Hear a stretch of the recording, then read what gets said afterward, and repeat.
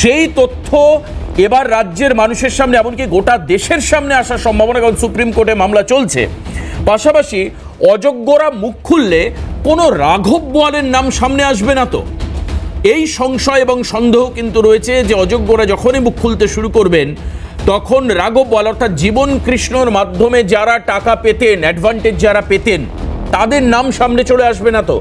এই সম্ভাবনাগুলোও কিন্তু থাকছে এবং এই সংশয় এবং সম্ভাবনার মধ্যে দাঁড়িয়ে এখনো এই মুহূর্তেও আমাদের প্রতিনিধিরা অপেক্ষা করছেন এসএসসি ভবনের সামনে অনেকক্ষণ ধরে, প্রায় ৬-৭ ঘন্টা তারা রয়েছেন এসএসসি ভবনের সামনে দাঁড়িয়ে।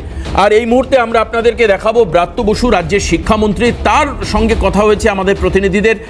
কি বলেছেন রাজ্যের শিক্ষামন্ত্রী শোনাবো আপনাদের, শুনুন।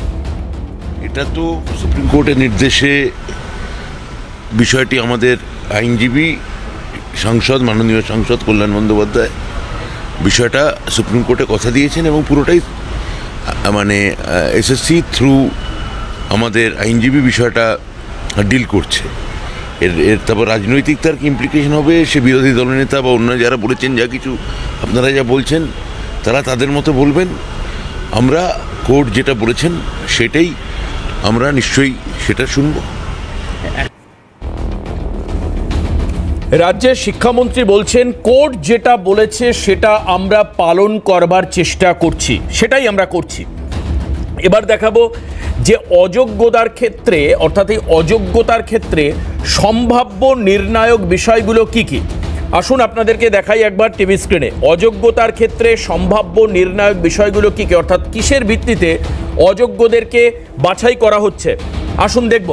যারা সাদা খাতা জমা দিয়ে চাকরি করছিল, এক।